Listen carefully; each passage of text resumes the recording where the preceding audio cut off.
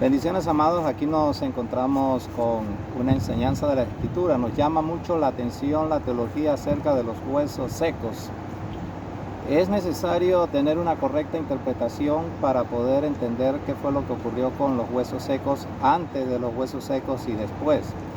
Hay que analizar que las 10 tribus del norte habían desaparecido.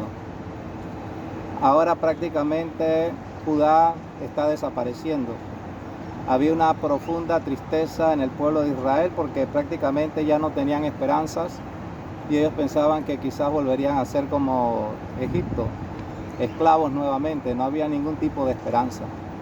Ahora ellos se están enfrentando a 3 Nabucodonosores, al padre, al hijo y al nieto. Así que no era fácil zafarse de esta situación. Todo esto ocurrió antes de la visión de los huesos secos. Si la entendemos perfectamente, podemos brindar una correcta interpretación y para eso estamos aquí, para bendecirle.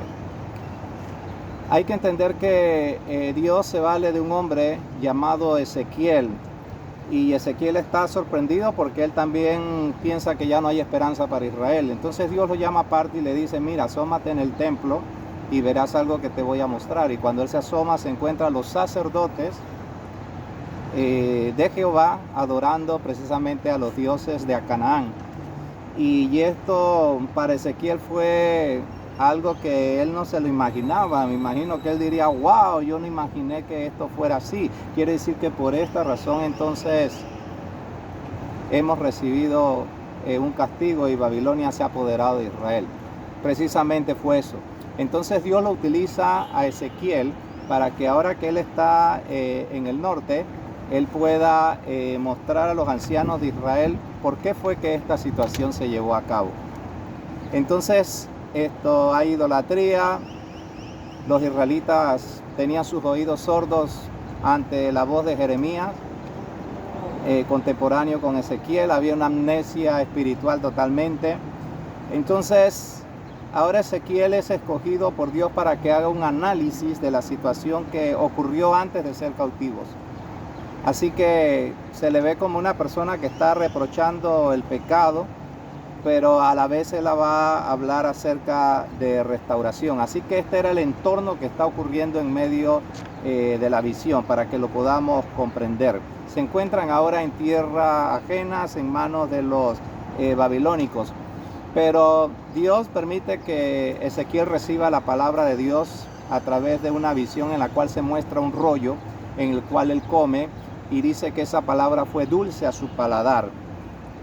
Claro que al llegar al estómago sería amarga, precisamente por el juicio de Dios. Entonces, el hombre de Dios por sí solo no puede entender el presente o el futuro, al menos que Dios revele la condición. Y Dios está revelando cuál era la condición de Israel, y Dios utiliza una ilustración en medio de esa visión, representando precisamente a huesos completamente secos. Y ahora Ezequiel está observando que esos huesos no tienen carne, no tienen piel, no tienen forro de ningún tipo. Entonces Dios le dice a Ezequiel que le diga a esos huesos que se unan hueso con hueso y se llenen de piel. Dios podía haber hecho eso directamente, pero Dios quiso utilizar al hombre de Dios para que él entrara en lo que es la acción de la palabra profética.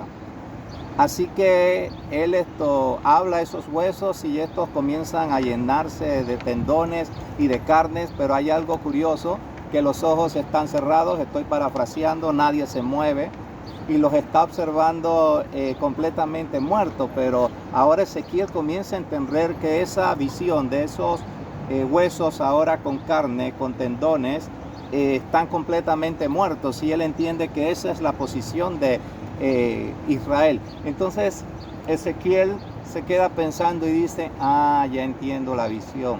Quiere decir que estos cadáveres que están aquí representan a un Israel sin esperanza, sin deseo de volver a Israel. Precisamente eso Ezequiel es lo que yo te quiero mostrar, dice Dios. Entonces hay algo curioso que Dios le dice a Ezequiel: invoca al Espíritu, a mi Espíritu, el Espíritu de Dios de los cuatro vientos, y dile a esos cuerpos con esos huesos secos que el Espíritu entre en ellos para que ellos produzcan vida. Dios lo pudo haber hecho directamente, pero dio la oportunidad a Ezequiel para que él precisamente lo hiciera. Entonces esto es lo que se conoce como una acción profética entre Dios y Ezequiel. Y Ezequiel invoca al Espíritu de los cuatro vientos, y el Espíritu entra entonces en estos cadáveres, y ahora él comienza a ver cómo se empiezan a mover las manos, los pies, las caderas. Hay un movimiento total de vida. Y entonces Ezequiel se alegra porque él entiende que hay esperanza para Israel. Ahora bien, hay que tomar en cuenta que Israel iba a cruzar por un periodo de cautiverio, pero finalizando ese cautiverio, inmediatamente vendría una restauración. Ahora, hay que entender que algunos hebreos fueron llevados cautivos, sobre todo la clase media y la clase alta. La clase pobre se quedó en Jerusalén.